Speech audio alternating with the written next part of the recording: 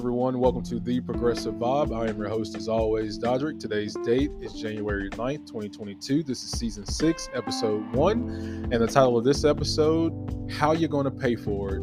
So on today's show, we will discuss an article from the Wall Street Journal that reads, Who Won in Afghanistan? Private Contractors. We will contrast this to social spending for ordinary Americans and ask the question, if we can't afford things that prioritize materially benefiting Americans' living conditions, how can we afford military defense spending year after year?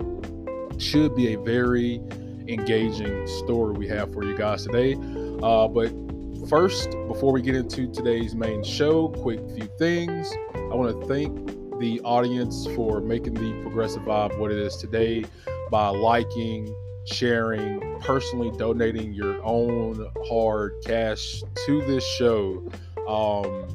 There wouldn't be a Progressive Vibe without you guys. You guys are the Progressive Vibe, and I can't wait to see what we have in store down the road. It's only getting bigger, and again, all the credit goes to you guys because you are the ones who tune in every week to catch the show, and you share it and you let other people know about the show. So I just want to show my gratitude to the audience for doing that.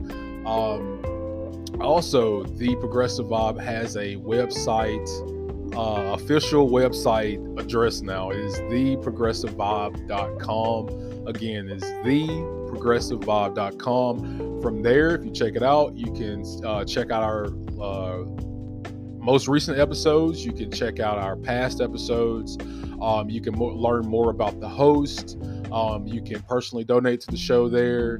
And you can also sign your email up, and you can receive the show as we go live and post it. So you guys have a few moments when you get a chance. Please check out the progressivevibe.com website. I think you're going to like it.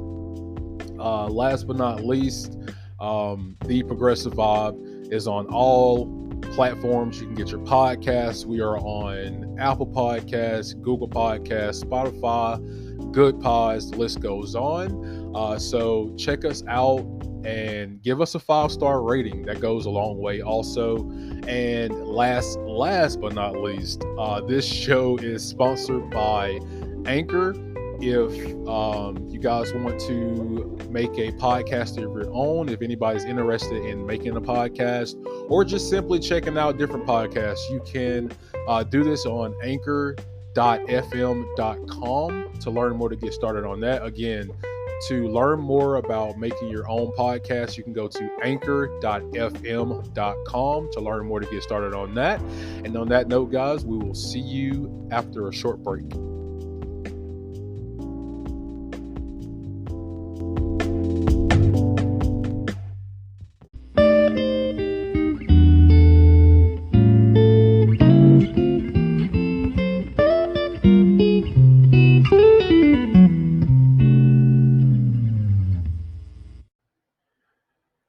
Hey guys, welcome to the main show. So let's get into this article.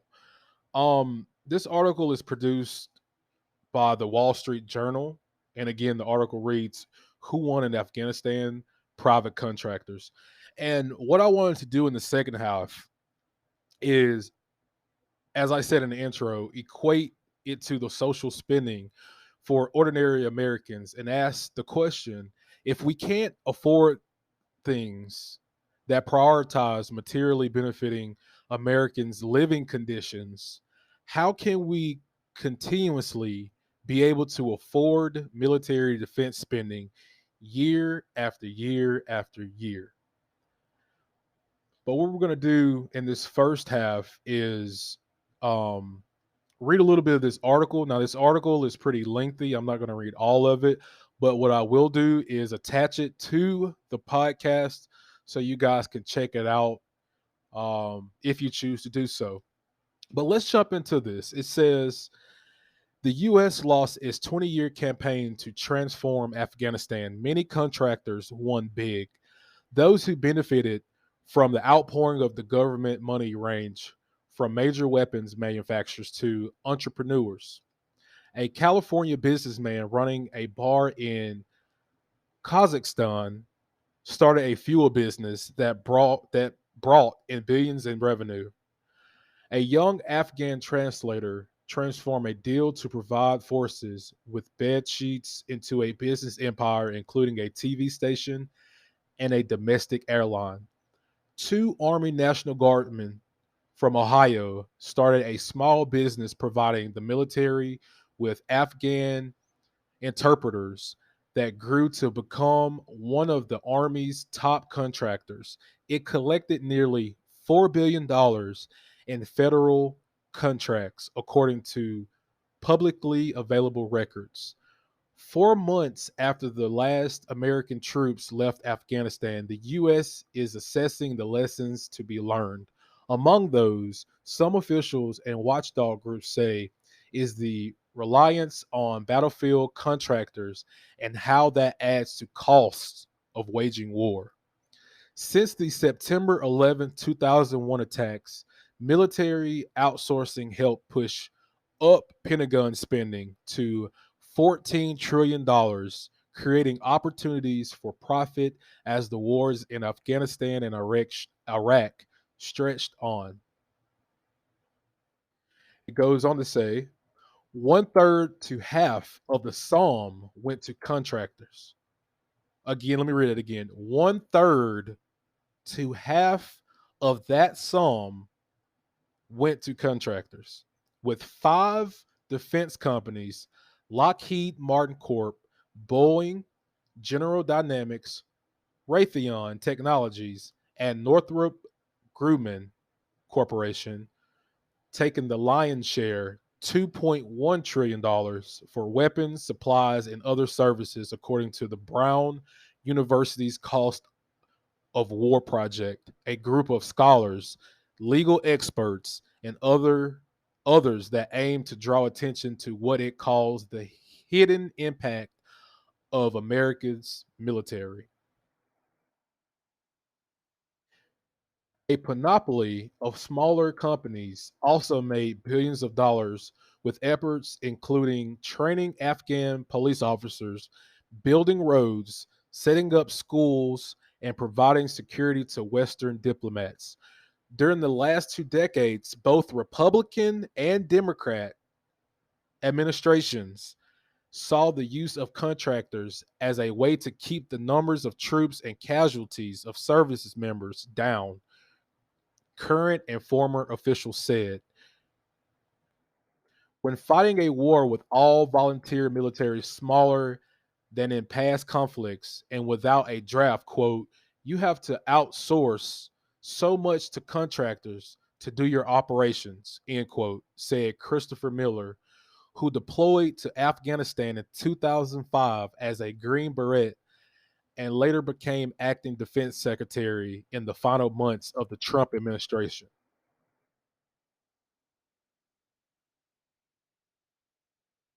Scroll down a little bit here. It goes on to say the large amounts of money being spent on the war effort and on rebuilding Afghanistan after years of conflict strained the U.S. government's ability to vet contractors and assure the money was spent as intended. The U.S. Special Inspector General for Afghanistan Reconstruction, created to monitor the almost $150 billion in spending on rebuilding the country, cataloged in hundreds of reports, waste, and at times fraud. A survey the office released in early 2021 found that of the $7.8 billion project, its inspectors examined only $1.2 billion, or 15%, was spent as expected on new roads, hospital bridges, and factories. At least $2.4 billion, the report found, was spent on military planes, police offices, farming programs, and other developed projects that were abandoned, destroyed, or used for other purposes. The Pentagon spent $6 million on a project that imported 9 Italian goats to boost Afghanistan's Kashmir sweater market. The project never reached scale. The U.S. Agency for International Development gave $270 million to a company to build 1,200 mile of gravel road in Afghanistan. The USAID said it canceled the project after the company built 100 miles of road in 3 years of work that left more than 125 people dead in insurgent attacks. And I'm going to end with this, guys. It's so much more. John Sopko, the Special Inspector General for Afghanistan Reconstruction since 2012, who documented the failures of contractors for years, said that many of them were doing their best to fulfill the demands placed on them by policymakers who made poor decisions. He said, quote, it's so easy with a broad brush to say that all contractors are crooks or war profiteers. The fact that some of them made a lot of money, that's the capitalistic system we live upon, end quote. Now, it's so much in there that I wanted to discuss. We're going to do that on the other side. But I wanted to give you guys a makeup on the agenda for most politicians within Washington, D.C.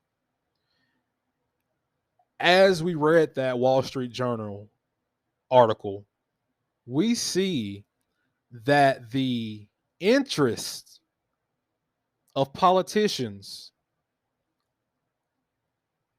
lie in other places. And those interests are damn sure not what ordinary Americans' interests are. They're quite the opposite, especially when it comes to funding military defense spending bills. When we come back on the other side, I want to, again, as I said, equate this with prioritizing ordinary American people's interests. And I want to show you the dynamic with Congress saying on one end, we can't afford to make these things happen that the ordinary Americans want, but we can afford military defense spending, handing out trillions upon trillions of dollars to the Pentagon after poll expresses that the overwhelmingly majority of the country thinks that we spend way too much money on military spending. We're going to take a quick break. When we come back, we will furtherly discuss this topic, guys. Stay tuned. We'll be right back.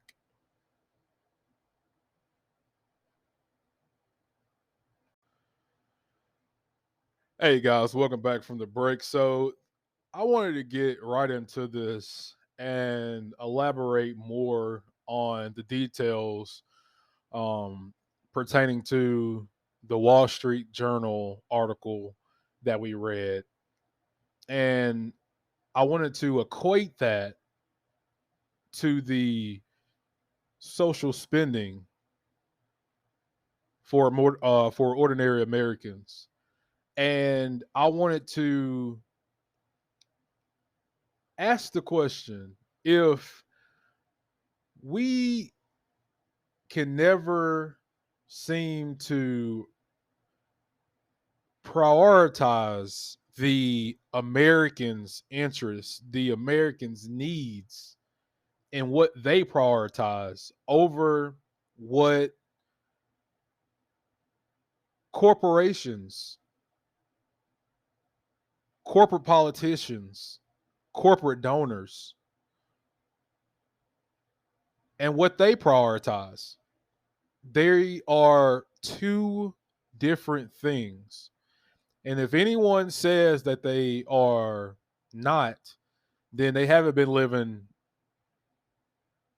on planet Earth, and they damn sure ain't been living in the United States, because we have a corporate rule in the United States of America that prioritize corporate interests over what the people want.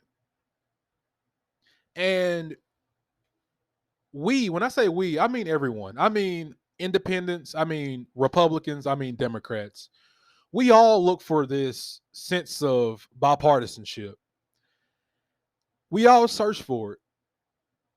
Congress, the people who we put into power, supposedly wants it. Democrats supposedly wants it. Republicans supposedly wants it. Mainstream media supposedly wants it. But when it comes down to things that's not a part of the corporate rule, it seems to get buried. When people tend to agree on the same thing, like this, for example, it seems to be swept up under the rug. No, people don't want less spending on military defense spending. They want more of it. People want endless wars. Wars upon wars upon wars. And again, as I said, poll after poll indicates otherwise. So let me elaborate further on this. As it said in the Wall Street Journal article, since the September 11th, 2001 attacks, military outsourcing helped push up Pentagon spending to $14 trillion, creating opportunities for profit as the wars in Afghanistan and Iraq stretched on. It also said 1/3 to half of that sum, 1/3 of $14 trillion, to half of that went to contractors, went to private contractors. Lockheed Martin Corporation, Boeing Corporation, General Dynamics Corporation, Raytheon Technologies Corporation. And the big dog who got majority of those funds, Northrop Grumman Corporations, who got $2.1 trillion for weapons, supplies, other services, according to that Brown University cost of war project that they did. Now, a lot of that money was misused, we all know, to help the so-called global war on terror, or the war in Afghanistan that took place. Now, getting into the Afghanistan war that would need to be another episode that we will have to get into more of. If we were to talk about mainly what happened in Afghanistan, but I'm just giving you the ins and outs based on research, based on what actually took place, what's actually in the public record for people to view amongst themselves.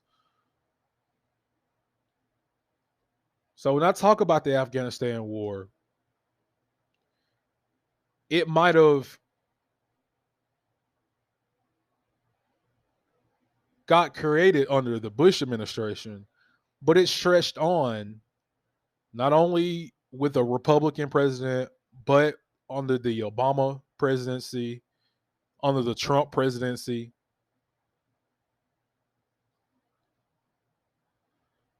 So the government has had a hard time tracking the money being spent by the private contractors, as it said in the article.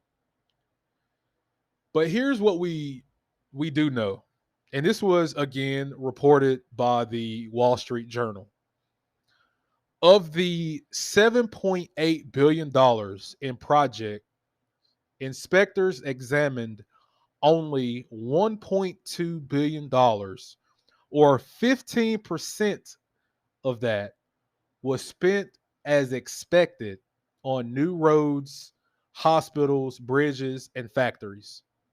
At least $2.4 billion, the report found, was spent on military planes, police offices, former programs, and other development projects that were abandoned, destroyed, or used for other purposes. Another stat that will make you laugh. It made me laugh when I read the article. The Pentagon spent $6 million on a project that imported 9 Italian goats to boost Afghanistan's cashmere sweater market. $6 million. The project never reached scale, according to, again, the Wall Street Journal.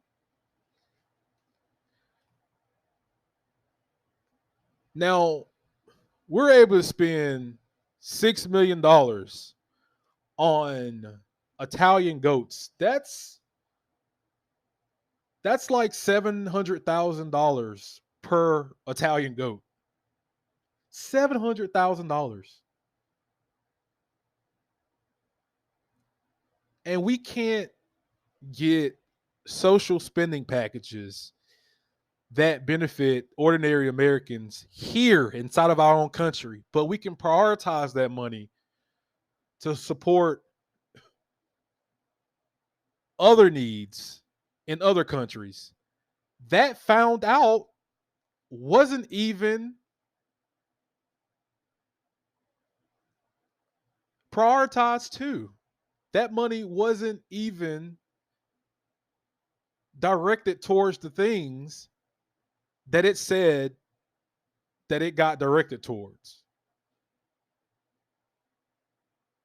So where is that money going?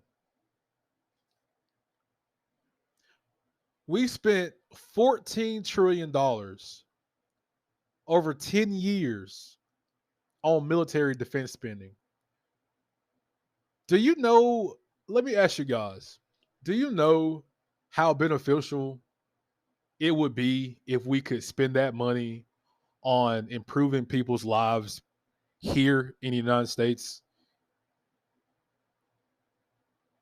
But we don't, because we have politicians in office that interests lie somewhere else.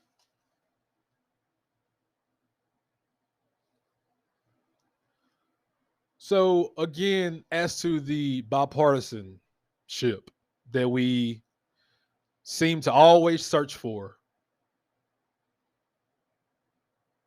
this is a bipartisan agreement from the right, the left.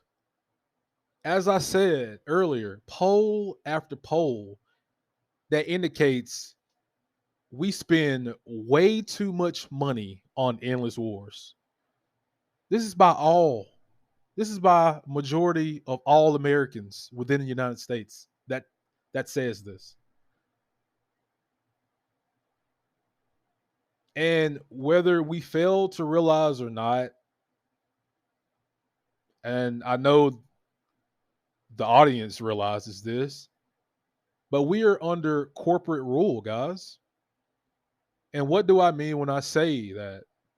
Essentially, those private contractors that I spoke about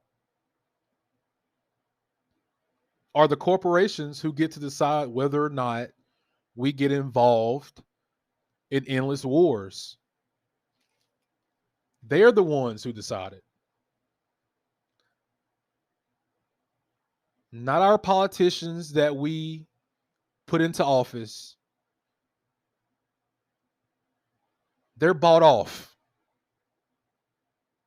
And it is these corporations at the end of the day has to say so on a lot of things that get voted upon or don't get voted upon in Congress. Just keeping it real. And I would like to say that the mainstream media plays a part in this as well because again, they quote unquote love seeing bipartisanship between the two sides. And back in Washington, D.C., where Congress lies, they do the exact opposite when it comes to this particular mutual agreement between the two sides. And mainstream media rarely, if ever, covers it. And I don't know about you guys, but I like to get a perspective from all sides. So I would venture out and I would watch CNN. I would watch Fox News. I would watch MSNBC to get other perspectives other than the source that I usually get my information from. Because I don't want to be in my own bubble because people don't think the same. People have different opinions, which is that is okay. But when it comes to things that everyone seems to mutually agree on, why is the mainstream media not covering things like that?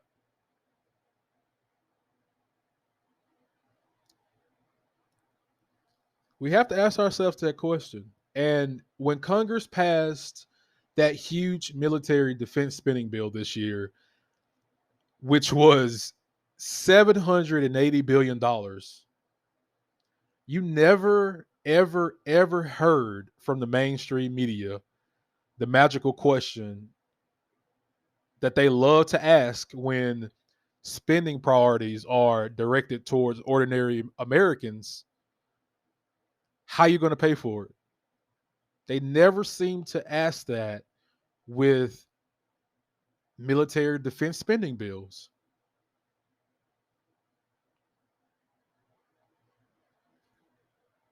On the other hand, mainstream media was outraged in sorts when President Biden pulled troops out of Afghanistan.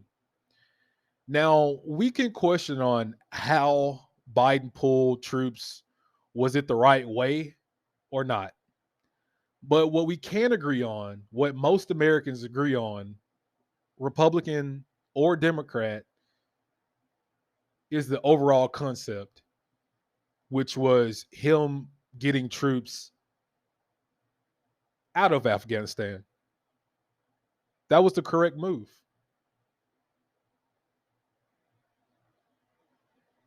So I will give credit where credit due on this issue and say that President Biden made the correct call on that. That was the right thing to do.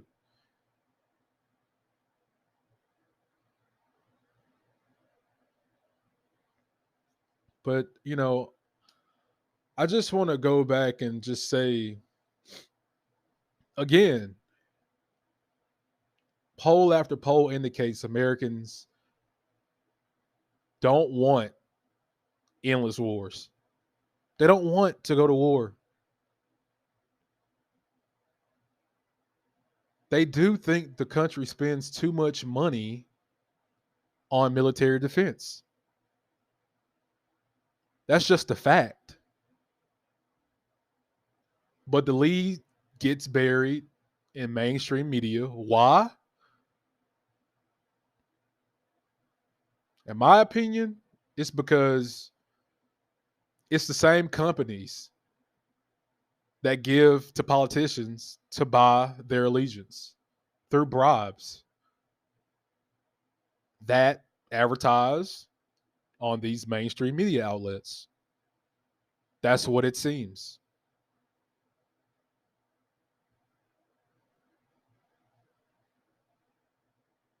And if you want something to focus on, it's the redistribution of money to the bottom to the top.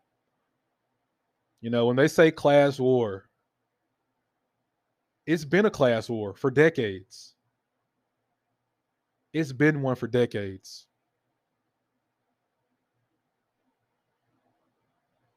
Now, in regards to Biden and the defense spending budget, he just signed the National Defense Authorization Act, approved for $778 billion.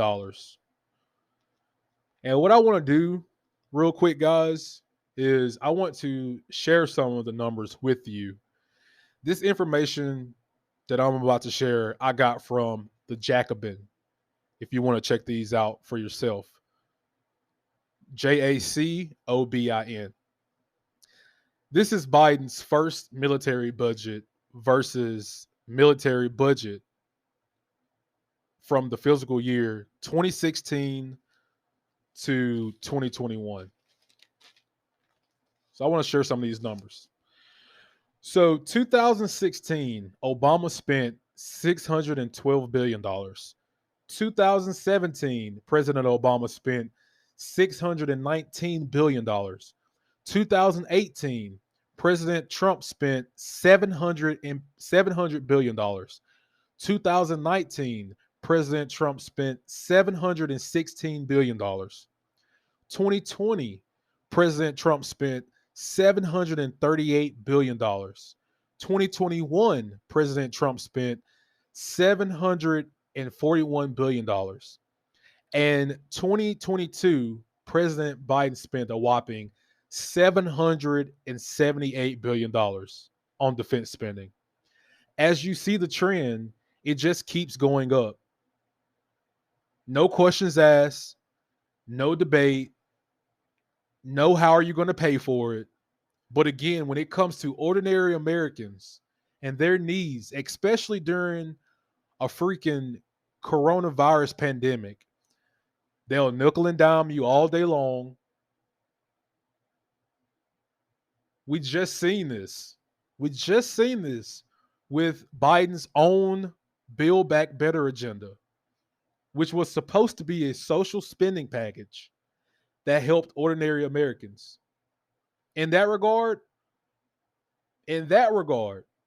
we see President Biden and his administration, we see Democrats,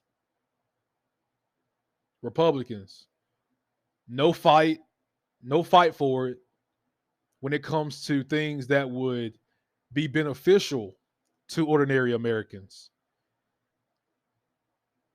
It has to be means tested.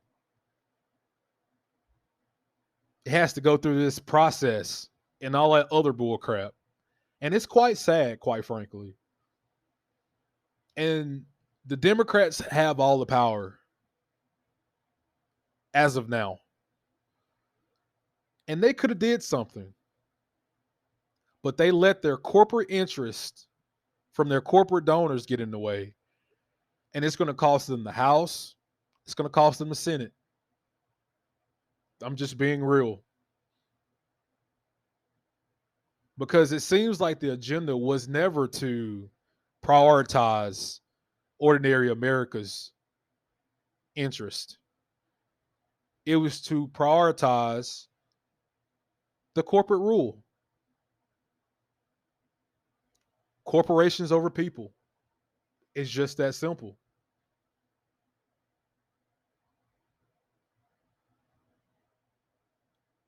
And it's never enough for the corporate elite.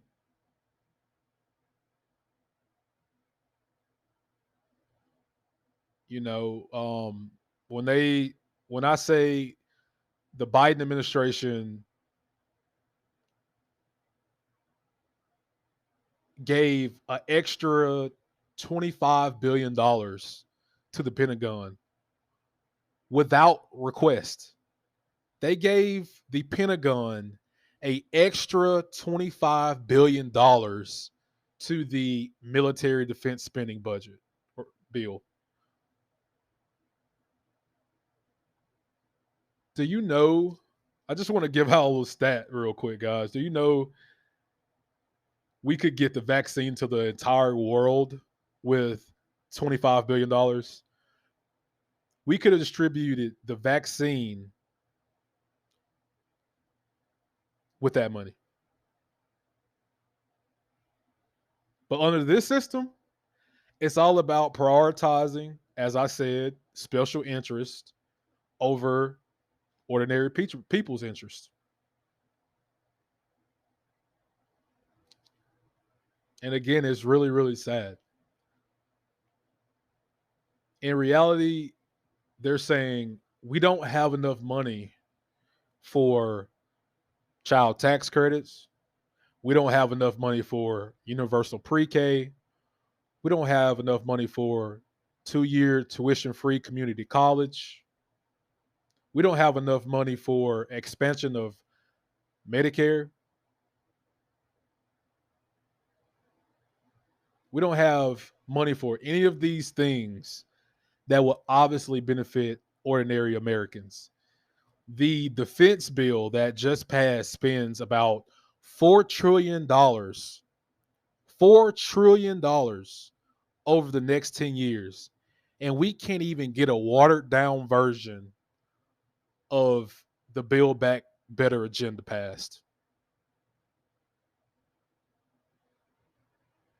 I just want that to sink in. And I'm going to leave it here before we go on break. Remember, President Biden could take executive action on some of this big time legislation that we're speaking upon right now that would instantly benefit ordinary Americans' lives. The question that we have to ask ourselves, the question that has always been, are you making decisions for your donors or for the people's best interest? And we see now what it have been and what it will continue to go, what it will continue to be if we don't get money out of politics is service for the donors over their constituency. When we come back, guys, we will have the social media break of the show. Don't want to miss it. We'll be right back after these messages.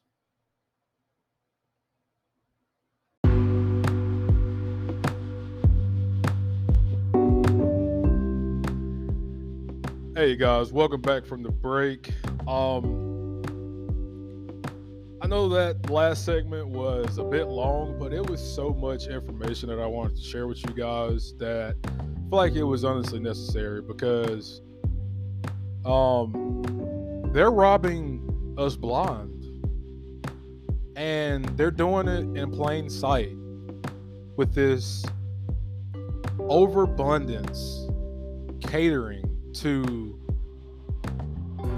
the military budget spending. And we, the taxpayers, the people who have voiced, Republican, Democrat, whatever, the people who have voiced that we spend entirely way too much money on defense spending and it should be allocated reallocated to what the Americans' interest is. And that is a social spending bill that will provide benefit, material benefit to families, to working people.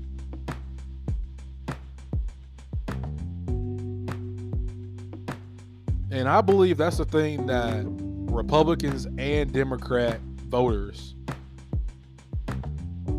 can get behind. It shows in the data. It shows. But welcome to our social media break of the show, guys. We're going to read a few tweets here. This is from Nina Turner on Twitter. She says, "We don't have to choose between Build Back Better, voting rights, or student loan debt cancellation. These are false choices. Not only can we afford to do these things, we can't afford not to." 100%. Bernie Sanders says on Twitter, "A CEO should not be paid 350 times what the average worker at the company is paid." Couldn't agree more on that.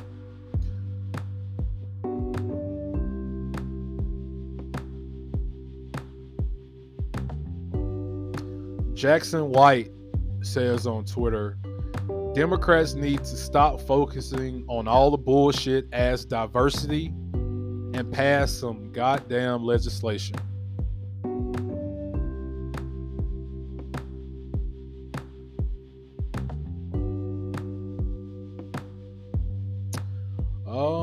Let's see.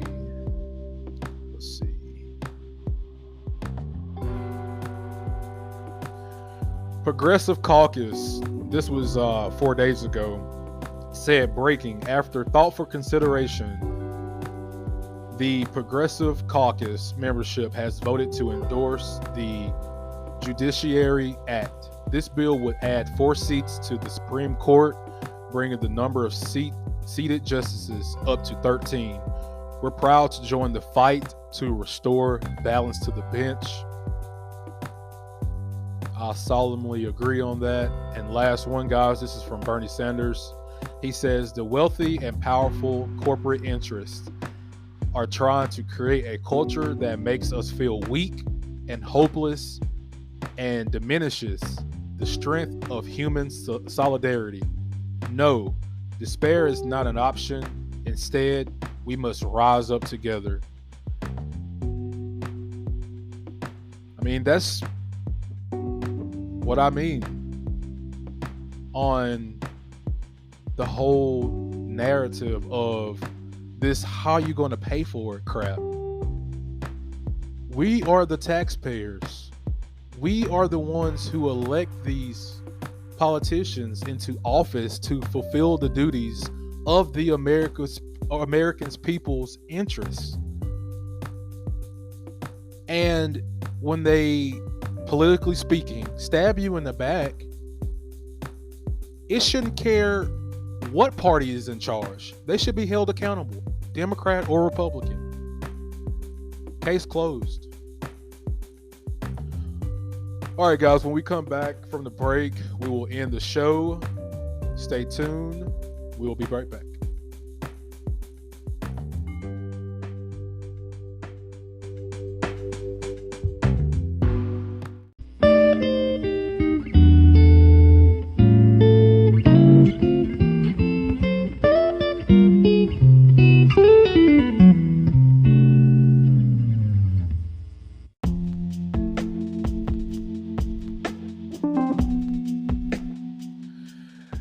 Hello, guys. Welcome back from our social break. That's going to wrap up today's show on the Progressive Vibe, Season 6, Episode 1, How You Gonna Pay For It. I hope everyone enjoyed today's content. I hope you found it somewhat insightful. We will do this again next week, so stay tuned for the next episode. Love you guys. Appreciate everything that you do for this podcast. Truly, again, liking, donating, sharing goes a long way. It helps make the show, it helps sustain the show, and we couldn't do it here without you guys. So I want to know that I'm always appreciative of everything you guys do here to make the Progressive Vibe what it is today. Hope everyone has a great rest of your Sunday. Have a great rest of your week. We will see you back next Sunday on the Progressive Vibe. Until then, guys, stay positive out there, stay progressive, and we'll catch you in the next one. Peace and love.